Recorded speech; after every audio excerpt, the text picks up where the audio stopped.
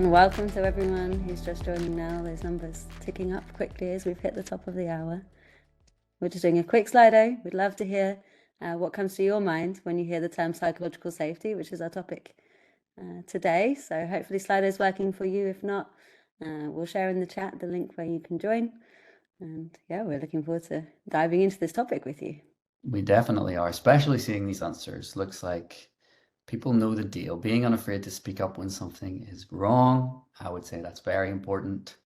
Expressing myself without fear. Look at this. We're already on the right lines. And great to see everyone submitting too, right? In this group of strangers. Great that you've got there. You feel safe enough to post and share. That's one of the benefits of Slido, right? You can contribute without having to put your hand up and speak up. So. Exactly. We're already reaping the benefits, part of the psychological safety process. I love it. Okay, so we will get started in just a few seconds. I see maybe some other people are still typing, so let us know what comes to your mind when you hear this term, psychological safety, what we're here to speak about today. And my favorite has to be a medicine. I think that's very poetic. Perfect. Okay, from there, that's a good place to start. Looks like safe space is coming up in the middle. And I would like to officially welcome you to our webinar today. How psychological safety boosts team performance. It's great to see lots of you here already and voting in Slido, and we can't wait to get started and show you the content that we have prepared. So, who is with you today? My name is Andrew. I'll be your facilitator for the webinar, and joining me are my wonderful Slido colleagues. So first of all, we have our resident business psychologist in the house, believe it, Sophia, and she will guide us through this topic with her expertise. Then we have Joe, the only person here that actually doesn't have a double-barrel surname, but we're not going to hold that against you. She is here to give us her insights from personal experience as the customer success lead at Slido. So before we get into it all, what about you? We would love to learn a little bit about yourselves. Are you a team leader? And that's why you're here today, because you want to get these tricks to employ for your team, or maybe you're just an individual contributor who's still interested and wants to know how this all works. So have a look at those options. Maybe you manage a large team, pretty big team, or a smaller team. And maybe you have big dreams and you aspire to be a team lead. Okay, and our numbers are coming up on the poll, and in our session we have over 80 people joining. Welcome to those who have just come in. We're very glad to see you here. Let us know in Slido where you fit in your organization. Interesting. We've got so many individual contributors with us today. Hopefully you'll also take some tips away that you can share with your leaders as well. Absolutely. It's important to know no matter where you fit on your team. So we're seeing quite a mixed bag as well. Not so many large team managers, but yeah, I think individual contributor, as you say, Joe, is winning out. So that's great for us to know. Thank you all so much. What's also good for you to know is that we are recording this session, of course, and you will receive the recording after the webinar, and you will receive the slides with extra slides for output and any resources that will help you put this into practice. And speaking of putting things into practice, what are you actually hoping to learn today from this session? We want to check in with you here, see if we're on a similar page. So let us know in Slido, and just as a little disclaimer, this won't be a Slido Basics session today. We'll not be logging into Slido and showing you the ropes there, but looking at psychological safety, its connection with team performance on a more high level. And of course, using some examples of how you can utilize Slido within that. So they're coming in, tools and tips for creating psychological safety in my team. We're coming in thick and fast here. This is perfect. Understand how to provide a safe space for my team from Sanjay. Amazing. Okay. How to make sure my team members feel comfortable to speak up. That's a really great one. And Dawn is saying the steps needed to take to get to a place of trust and psych safety, especially when it's been broken. Right, we've seen that before. personally, and it can be tricky, but we believe we have some good tips for you here today. So we'll give you a bit more time on this,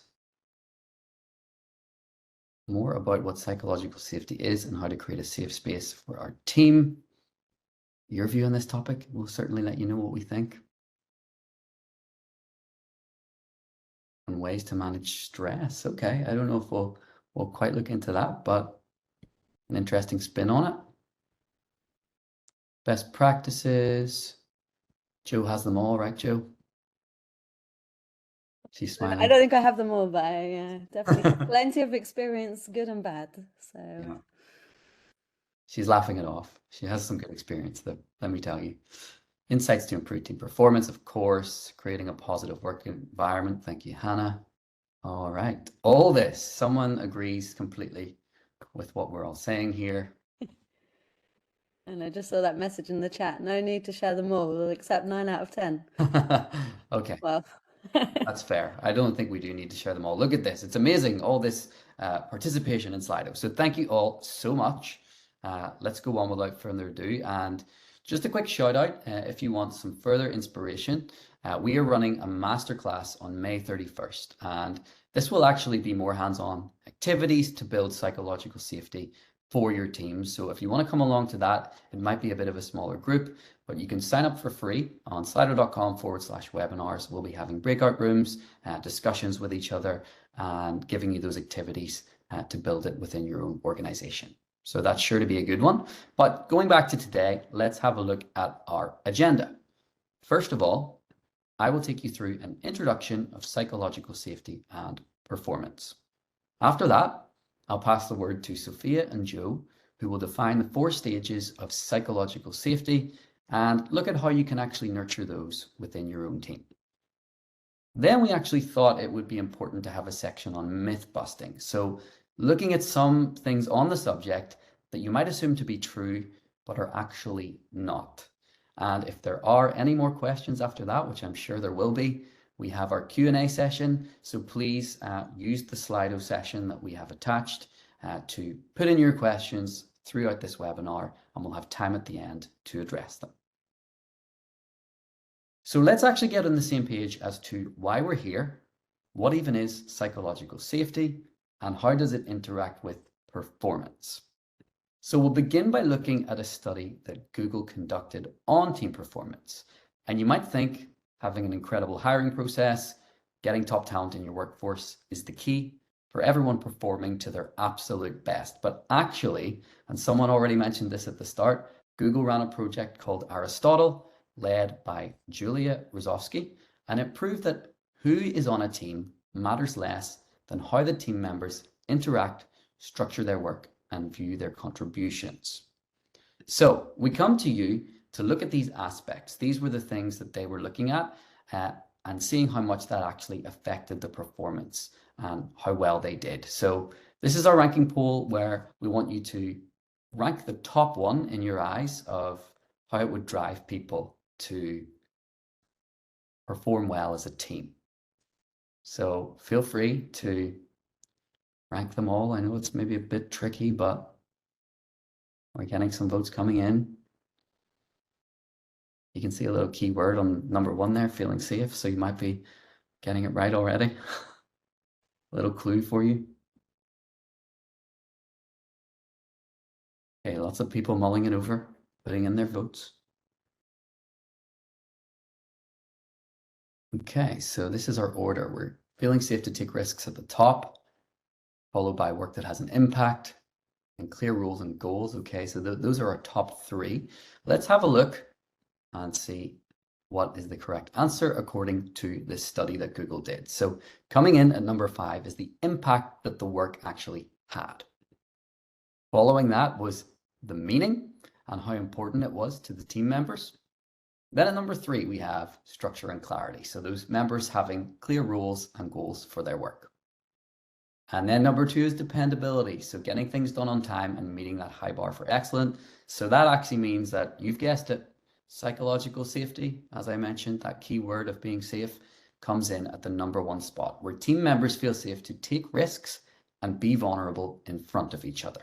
So let's actually unpack that definition a little bit further. It's all about these feelings, feeling a sense of belonging within the team. Feeling unafraid to challenge the status quo, always nice. Feeling safe to contribute with your own ideas and push the boat out a little bit. Feeling safe to make mistakes. And finally, safe to experiment. So now that we've defined it, how does it actually impact team performance? Another study led by Accenture showed how having psychological safety can impact team performance. Firstly, with team members feeling more engaged and motivated, feeling that their contributions matter, and they can speak up without fear. Then leading to better decision making as people feel more comfortable voicing their opinions and concerns, and it can foster a better culture of continuous learning and improvement as team members feel comfortable sharing their mistakes and actually learning from them. And ultimately, that leads to a whopping 50% increase on productivity. But, and there's always a but, according to a McKinsey study, leaders don't actually know enough about how to lead with psychological safety. 74% of them don't show the behaviors that actually promote it. So this is the issue that we're seeing. Many leaders don't see the value and how it helps in order to maintain a high functioning and productive team. So that's all part of the question that we want to try and answer for you today, how leaders can establish it with their teams. So we'll look at this in much more detail in our next section and show you some best practices in order to boost those behaviors in your workplace. So over to you, Sophia. Thank you, Andrew. We will now take you through each of the 4 stages of psychological safety.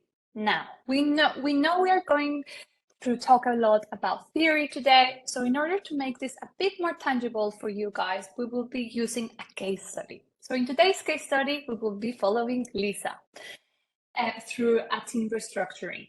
Restructuring is a common change a lot of us are going through right now that brings a lot of challenges, and team morale and productivity can definitely suffer because of this. So let's have a closer look at Lisa's case. This restructuring has asked Lisa to merge 2 different teams with different responsibility, but let's have a closer look at Team A. Team A has worked together 1 full year, has been dispersed globally, and very diverse in terms of the skills. Let's have a look at Team B. Also worked together 1 year, dispersed globally, and very diverse. Very similar, right? But there is one difference. And the difference is performance. Performance in Team A is high and performance in Team B is low. Can you guess the reasons for this difference in performance? Do you think Team B lacks sense of belonging? Do they feel fearful to give each other tough feedback? Is it because probably they're not using their unique skills, or they just feel unsafe to challenge each other? Which one do you think is the reason for the difference in performance? And you can select more than one in here. We're asking lots of questions to you right off the bat, so Getting those brains going. exactly, getting you involved.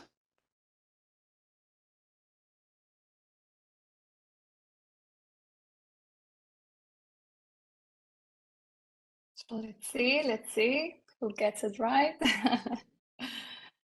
Okay, 77% say it's because they feel unsafe to challenge others, but actually they are all correct. And if you have a look at all of these ones, they have an element in common, and that's fear.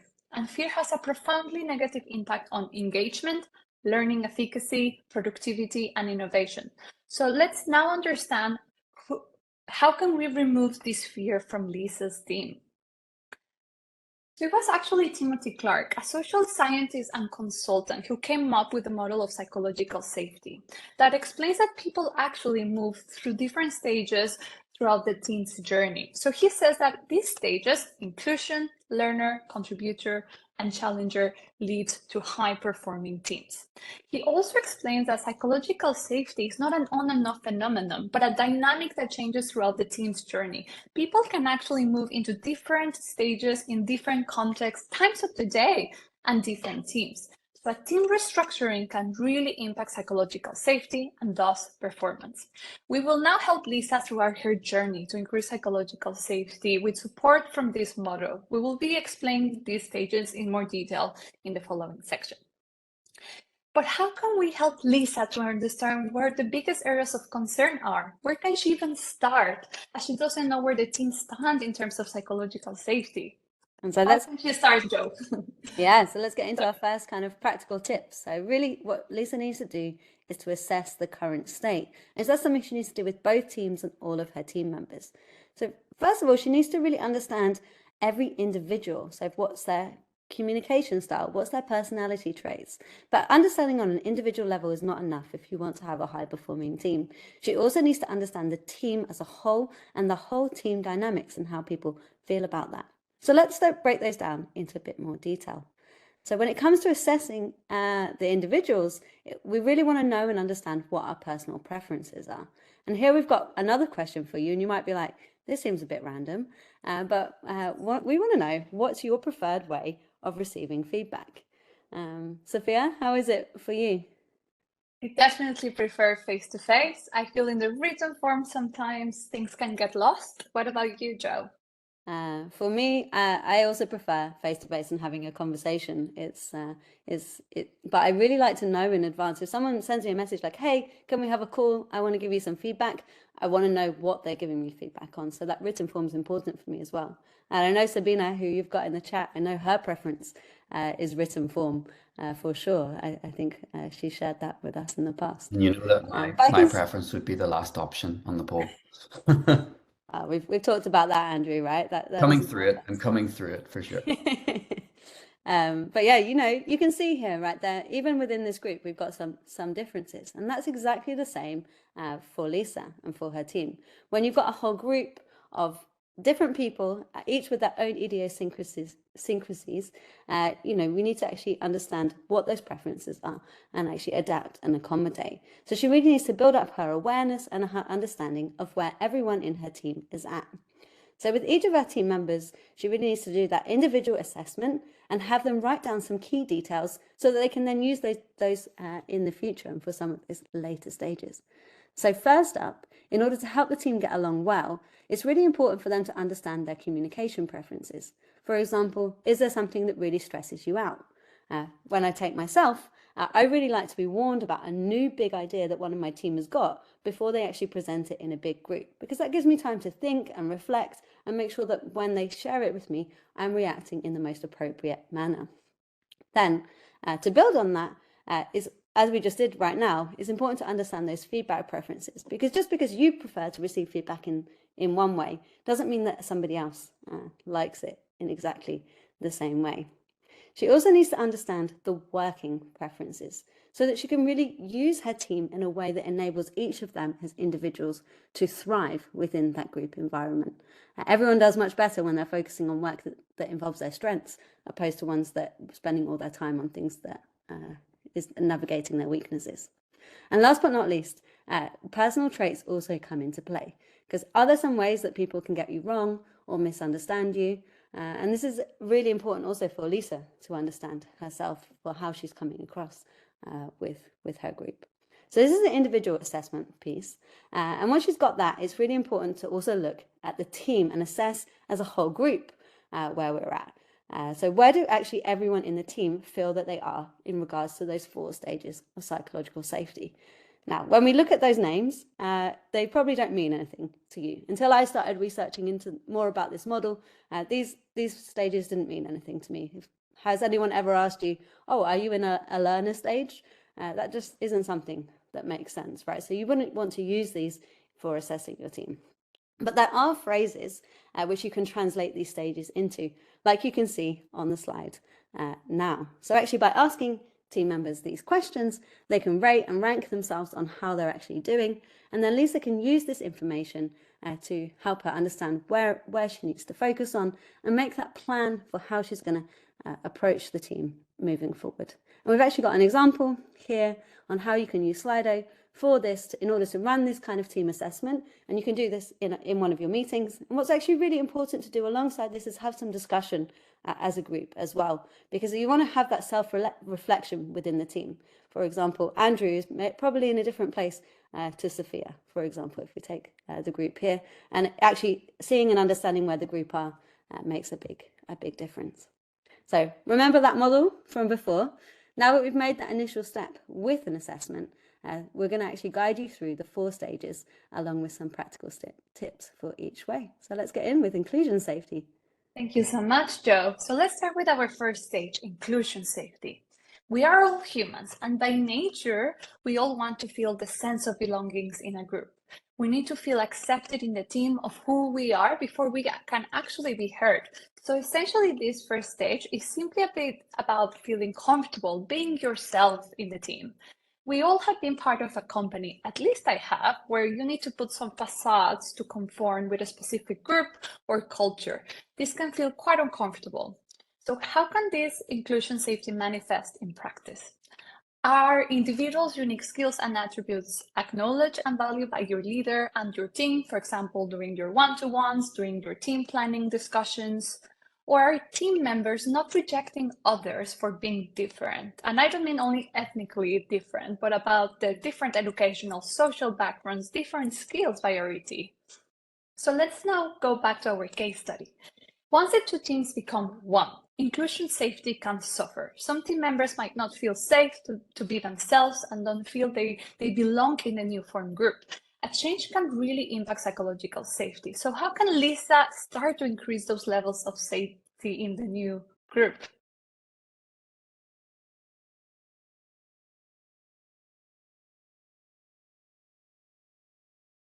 Sorry, that was my cue that I completely missed. Sorry, Tell us, everyone. Joe. Please tell us. I went off somewhere different.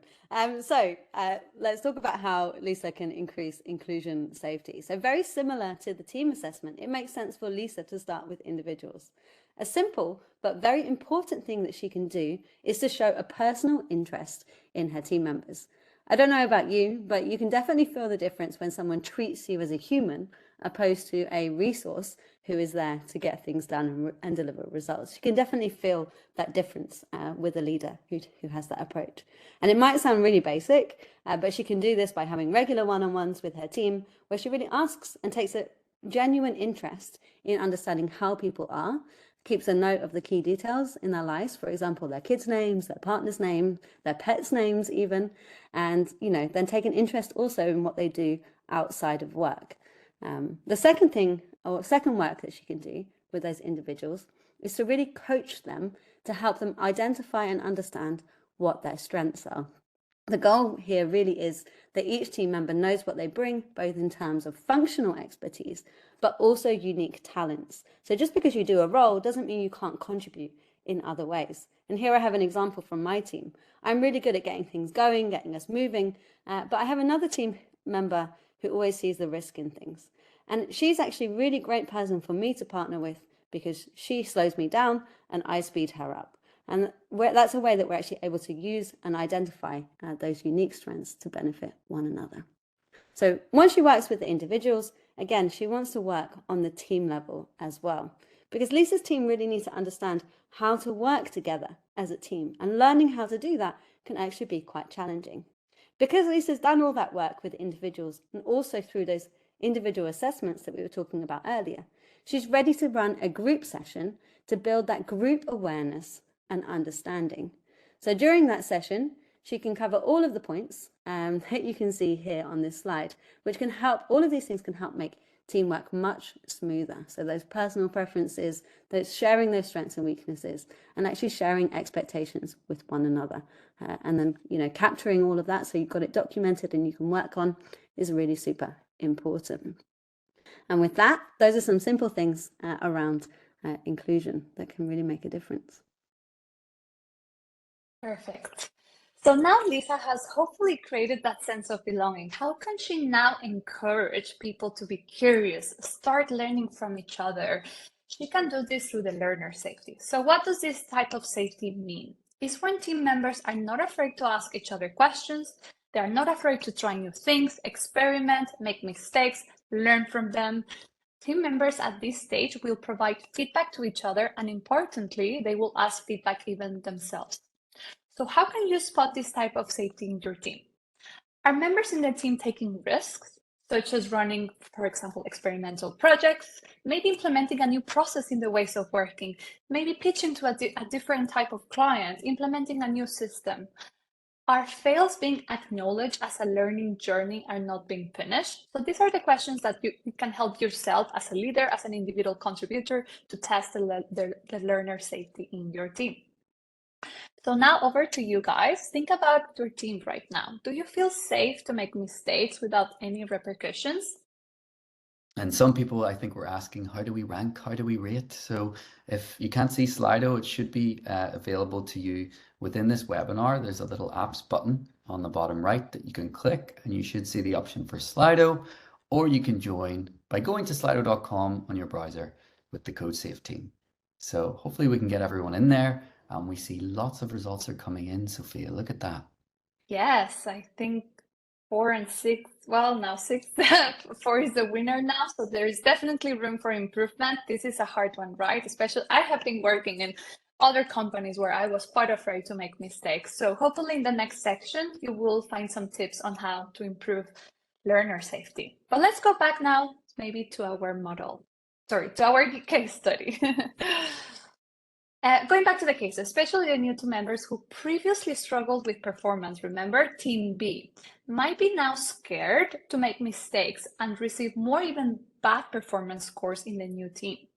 They might fear the judgment of others and hold back in their curiosity, even if their ideas could be great. So what can she do now? How can Lisa reduce that fear that the previous team has and increase feedback culture in the team? So when it comes to that, and when it comes to really increasing learner safety, it's really important that Lisa first takes a look at herself and asks herself, am I modeling the right behavior that I actually expect from others? Right? Again, you don't want to be a hypocrite. You can't be asking people to do something that you're not doing yourself. And this is a really, really important thing for Lisa to do.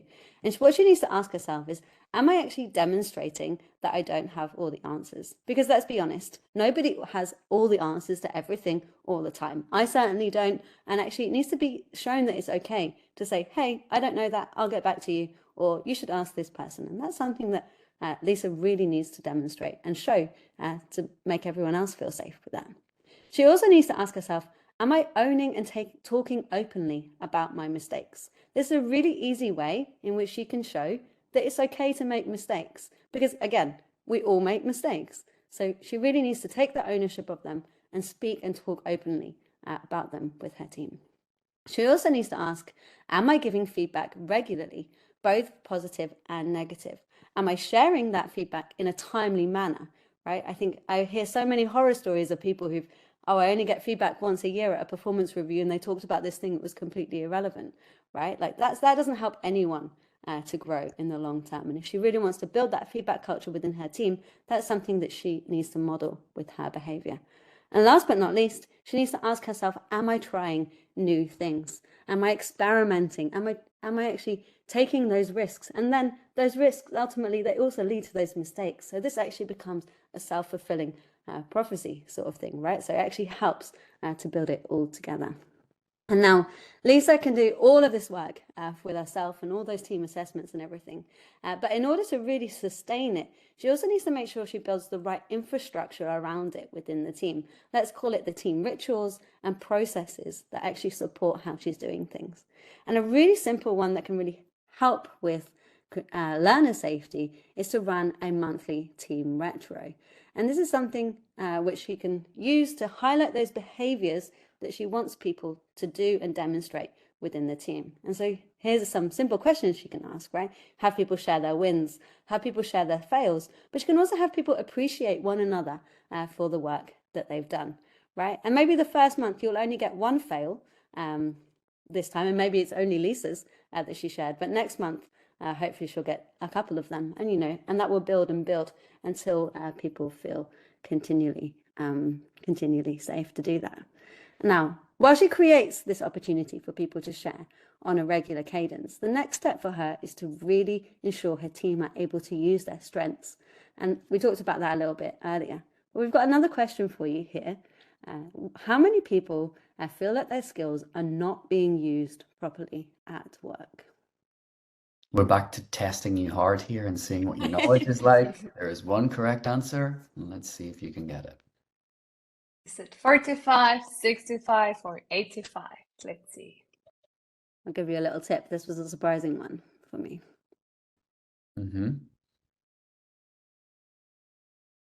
Okay, the people are ready. They're getting their votes in. They're feeling competitive.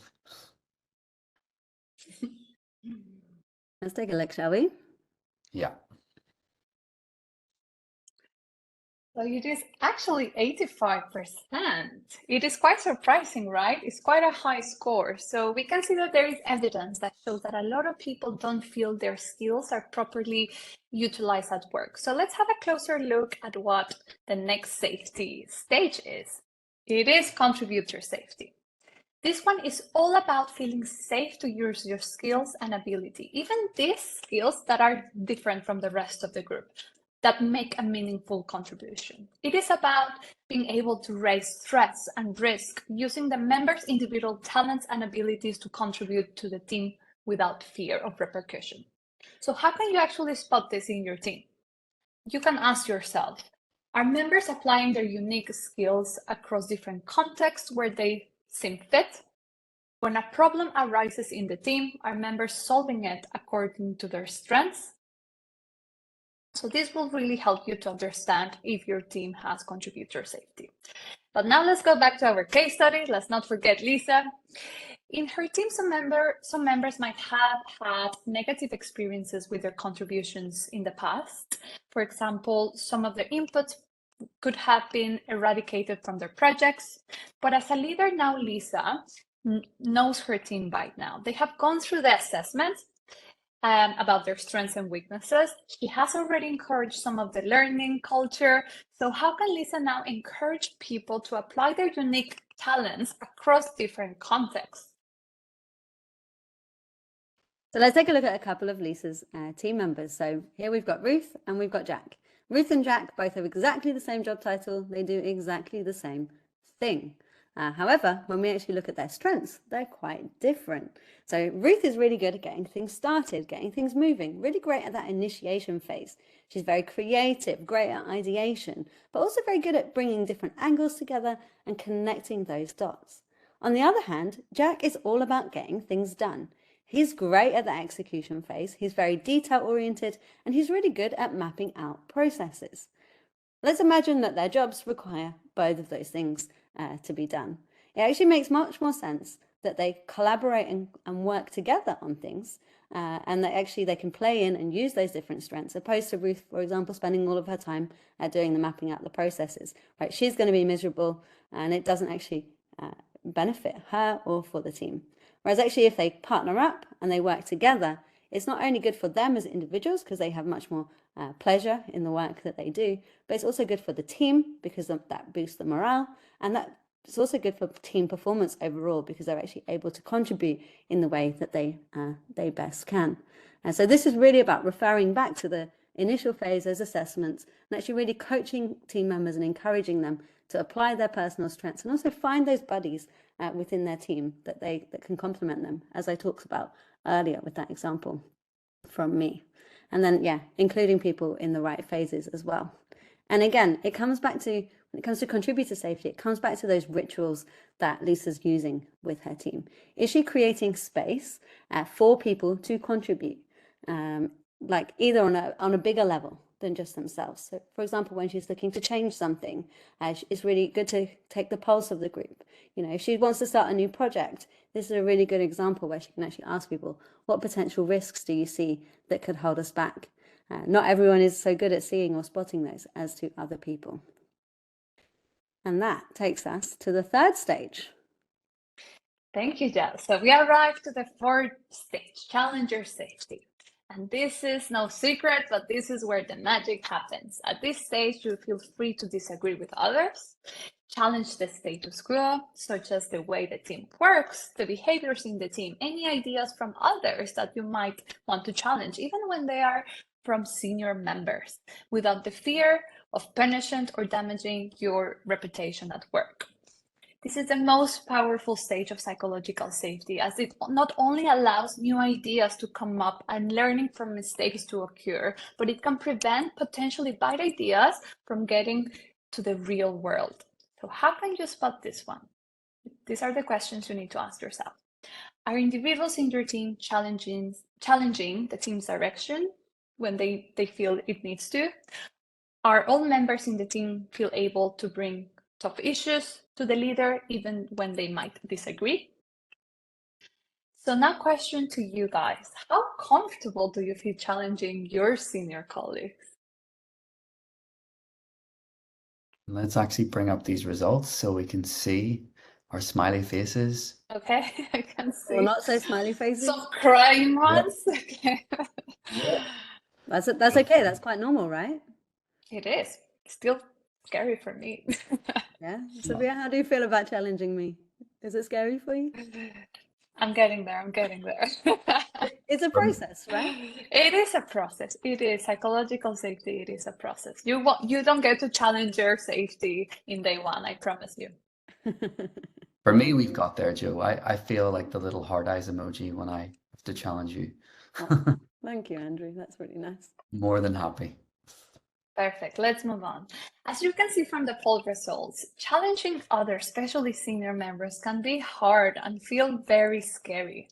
So of course it will be the same for Lisa and her team. Everybody has been in that place where either giving or receiving tough feedback didn't go well, or people took it a bit more personal or hurtful instead of remaining objective and see it as a learning process.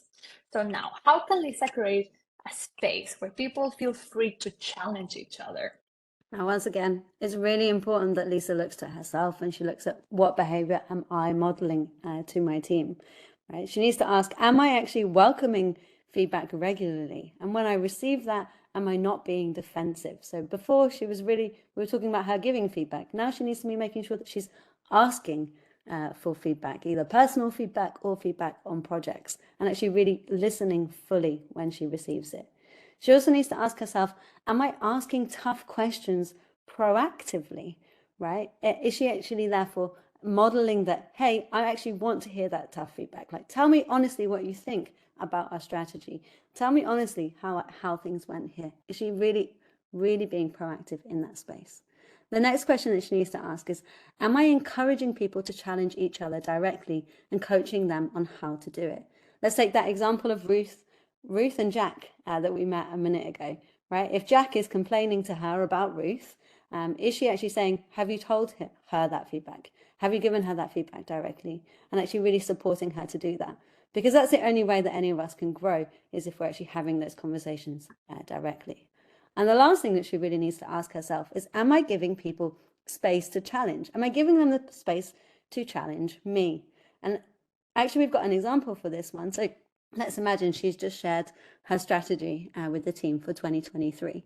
She can actually ask people, how would you rate that? And as you can see from the results in this one, either she's got a lot of buy-in to do with the team, or there's something fundamentally wrong so far with the strategy. And both those things are perfectly okay. But at least she now knows and has that guidance for what to do, as well as including the team and actually showing them that their contributions can really make a difference. And that's another important thing that she needs to model with her behavior. It's all good taking the input, but she actually needs to act on the input too, because that builds the trust and that this is okay and that this actually makes sense and is worthwhile. And then the last tip that we've got for you here is about the team, again, about the team rituals. So she deliberately creating spaces where the team can challenge one another, where they can challenge her, where they can challenge her strategy, and actually building and creating planning sessions for people to give their ideas for improvements is a really, really critical and important thing. I've just done that myself with all of our team, where we've actually run a series of workshops for everyone to give some input on a new important part of our strategy that we're working on. It helps to build the buy-in, as well as actually giving the opportunity for everyone's voices to feel heard, as well as being able to, make sure you make the right decisions and outcomes for the business, which again improves business performance. And that's it, actually. That takes us to the last part of the 4 stages of psychological safety: the inclusion, the learner, the contributor, and challenger. And now, once you've actually heard about those, we'd love to hear from you. When you reflect on yourself as the individual that you are in your team, because even if you are a leader, you're often still a part of another team. Where do you feel that you are? Which stage most represents where you feel you are? Okay, lots of people taking some time to consider, thinking about where they are. So it's a tough question, this one. First time I was asked it, it took me a good few minutes to do that assessment. Can be tricky for sure, but we have our votes. Let's have a look at these results as they're coming in, actually. Nice. Ah, well, there we go. A lot of people right up there at the challenger stage. A nice surprise, perhaps. You guys ran this in your team, right? You had a similar kind of distribution, if I remember correctly. We did. We ran it in our team, and it was, yeah, few challengers in there for sure. Maybe there's more team leaders here than we thought based on our first poll, where we thought it was just individual contributors, or maybe those individual contributors feel free to challenge and yeah, come to Which their is great. leaders. We should be talking to their leaders for our next webinar. then, right? Exactly. There is an interesting comment in the chat. I feel like there are different levels depending on who I am interacting with, and this is definitely correct, Amy. And depending who you're interacting, depending the group where you are, it might change. So that's very accurate. Amazing. It looks like everybody is agreeing with that sentiment in the chat, Amy. So good point, well made. Thank you so much, everyone. As we go to our penultimate section, just before we get to the Q&A, and based on our chat and our interactions so far, I'm sure we'll have lots of questions. But first things first, we are going to bust these myths right open.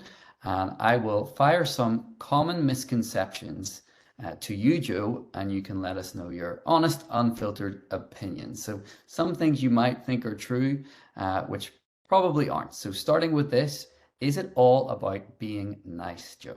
No, because I think nice isn't a word that has a really good reputation, right? That just means that you might not be challenging people if you're just being nice, right? I think that a really key component is that you always care about people, but that's different to being nice, and you always need to act with someone's best intent in mind.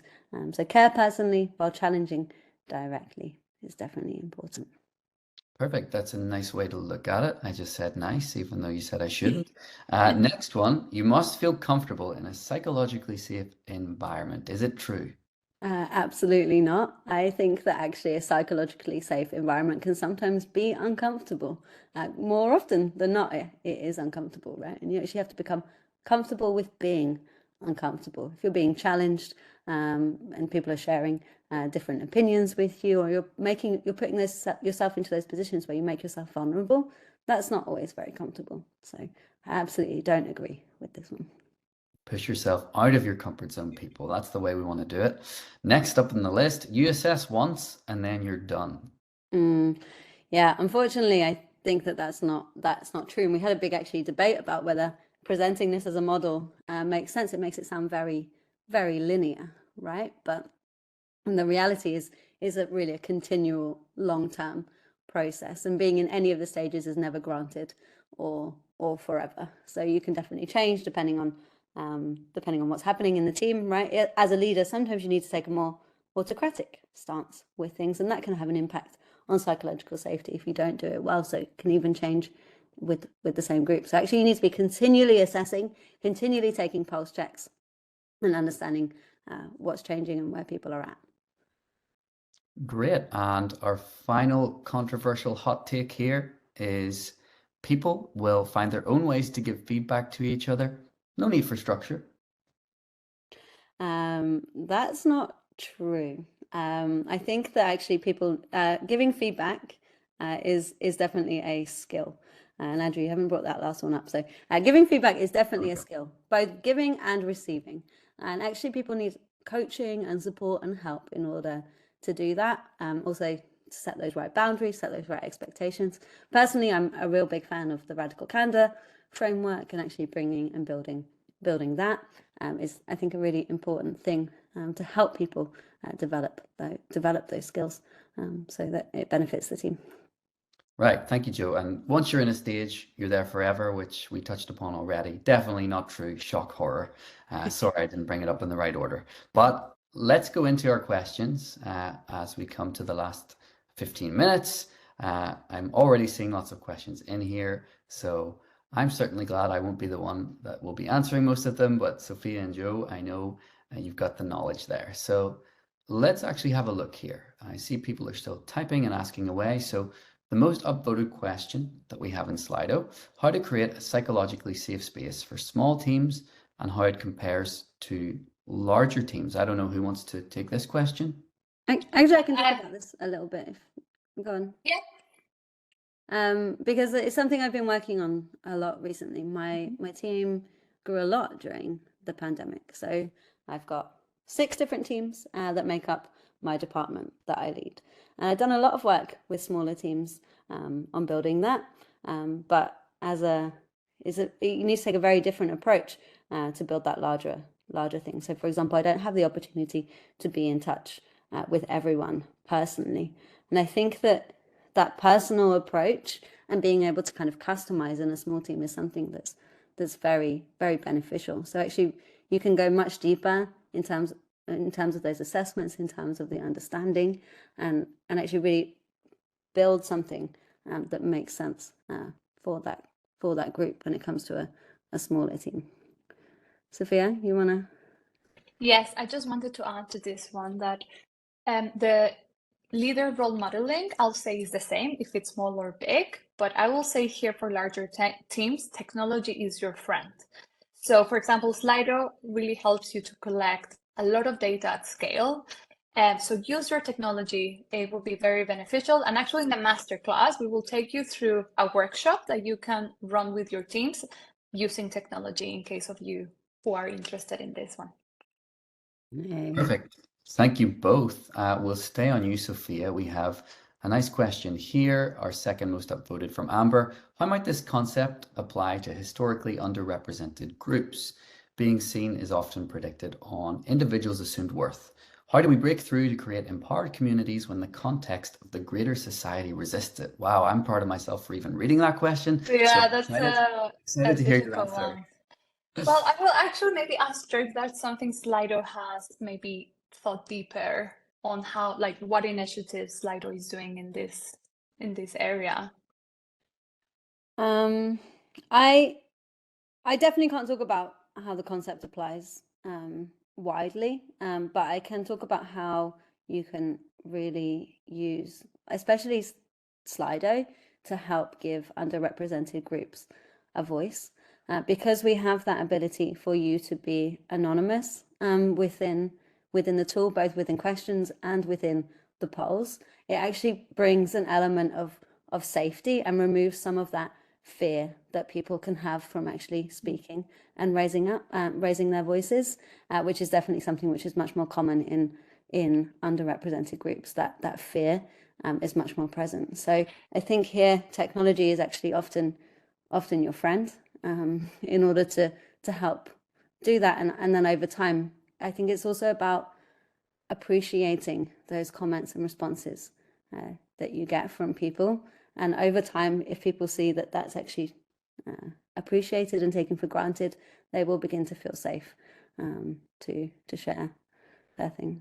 So. And it's baby steps, right? Psychological safety doesn't happen from one day to another. It takes really long time, especially the challenger safety. So I think the assessing is very crucial here. You keep assessing to make sure those individuals that have been underrepresented in the past actually are coming up, are showing more safety as you form your team. So assessing is your friend as well here. And actually in the output, we will give you some predefined questions that you can run very easy in a survey.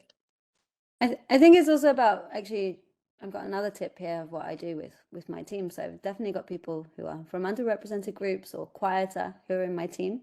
But if I see that someone's not speaking up or they're not sharing or I haven't heard from them, like I actually really encourage and give them the space. So maybe they might not have the confidence to speak up originally, but if you ask them, and you can even ask their permission on a messaging platform first, like, hey, I'd like to I'd like to ask you about this in the meeting, and actually giving them a heads up in advance that, hey, your voice will be really, really appreciated here and on this topic, especially coming back to those, allowing them to use their strengths, if it makes sense. I think that that's something else where you can all really demonstrate to people that their voice matters. Amazing. Great answers to a great question. Thank you so much. And Joe, we'll stick with you on this one as a team lead who actually works remotely yourself, and works with people who are working from home. How can we have psychological safety when working with these remote teams? I can talk about this one I'm going to talk about this from a leader's perspective. I had the experience recently with a couple of people. They thought I was doing something they thought my intent behind something I did was completely different to what my intent really was. And when I discussed it with one of my team leads, she was like, well, Joe, of course they feel that way because they don't know you at all. They don't know who you are. They joined in the pandemic. They've only met you in person once. They don't know you. So of course they're going to assume all these negative things because that's also coming from their experience in the past. So actually I've been doing a lot of work to make myself more visible to people, but also to give people an opportunity to get to know you. So we did a couch talk recently. That's what we call it. It's basically just a fireside chat. And I only talked about things from my life and just actually helping people to understand me as a human being a bit better, and actually how I approach things in life as well. We also talked earlier about those personal preferences. Within Slido, what we actually do is we've got those personal preferences documented in a publicly accessible place, which anyone can access. So all of my personal preferences on how I like to communicate, common misconceptions about me, which is probably the most important one for me, are all accessible and people can read them. And I actually, whenever I'm going to be working closely with a team or a person on something, I actually encourage them to read those in advance, and I ask them if there's anything that they want to share with me, so that we actually really know and understand each other and can be inclusive in that format of how we work together. So it definitely takes much more work when you're remote. I think when you're in person, you get that gist and feeling for who a person is much quicker, and you just have to work on it intentionally, I think, when you've got a remote team. Yeah, definitely some good applicable advice there, Joe. Passing it to you, Sophia. Do you have any book recommendations on this topic? Yes, actually, there is a one that is called The Fearless Organization by Amy Edmondson. I don't know if you heard from her, but she is a professor in the Harvard Business School, and she was the one actually who came up originally with this concept of psychological safety. So I would highly recommend this book. The second one, I think it was posted already probably in the chat, but it's about the 4 stages of psychological safety by Timothy Clark. He was the one coming up with this model. So I think those two will be my top one.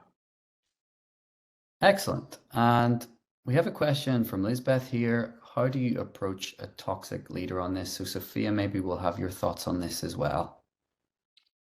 A toxic leader on this. That's not the ideal scenario, right? Not the ideal scenario. I completely agree. I can take it if you want. Yeah, sure. Go. Like, I think I'm going to be blunt in my answer with this one. It's really difficult. I think I always like to give people a chance to actually hear the feedback directly, and actually say, hey, I want to share this with you because this is really important to me. A model that's really helpful is the non-violent communication model. So when this happens, it has this impact on me, and I want this, that's why I'm sharing it with you, sort of thing. I think that's a really, really valuable model that can help. I think if someone is a toxic leader, they might not necessarily listen, which is probably the biggest problem. So then it's a question of who are the other people who can influence the situation?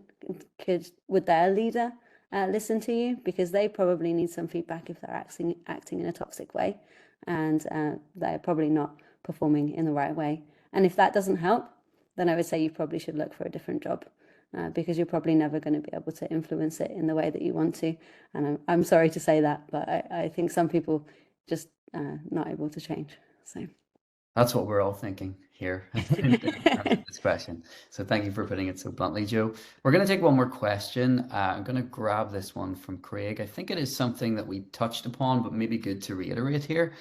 So Craig's asking, shouldn't teams have a foundation of common goals and a mutual purpose before they refine input and feedback? So Sophia, definitely something that we mentioned, and do you want to just go over that quickly? 100%.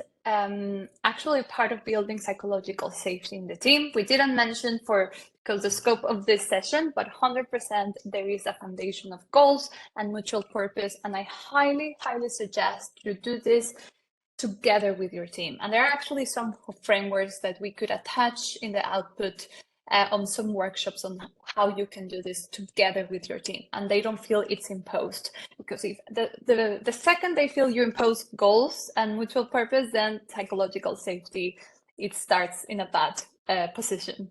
But yeah, I can definitely attach some probably some workshops that you could run to do this. Excellent. So thanks everyone for your questions. I've had a look through them all. I know we couldn't answer them today, but I think we've touched on most of the themes that you had in there. I just want to wrap things up with our key takeaways from today's session. So first of all, role modeling from the leader, the desired behavior that you want to see, is absolutely vital when you want to promote psychological safety within your team. Make sure you assess regularly and try out different methods, whatever works for you. Do those surveys, have those retros, run mini workshops, and make sure you're doing that all the time. You can create sustainable, I can't see my notes now, so I don't know what it says, but it says create sustainable rituals. Remember we talked about that, our team rituals. It supports the psychological safety, and definitely having those feedback guidelines and even social calls can help to build this. And last but not least, be patient and gracious. I don't know if you got the idea, but it's definitely an ongoing process. Like we've mentioned again and again, it does not happen overnight. So if you're feeling like you want more, as we already mentioned at the start of the webinar, you can join us on May 31st for our Slido Masterclass, Team Activities to Build Psychological Safety. You can register for free. Maybe we can pop that link into the chat. And yeah, we hope to see some of you there for sure. There's Sabina with the link. Love it. You may have seen that the feedback survey has popped up as well a few minutes ago. So I see we have some votes already in. Feedback is very important to us. We'd love to know what you thought of the session. I'm seeing some nice replies in the chat here. Amazing conversation. Thank you, Amber. That was great. Thank you, Sarah. We had a really great time with you. It was a pleasure to be here. And thank you, Sophia and Joe, for your expertise and all that you had for us today. Thanks everyone for joining us. Thank you. See you soon. Thanks everyone.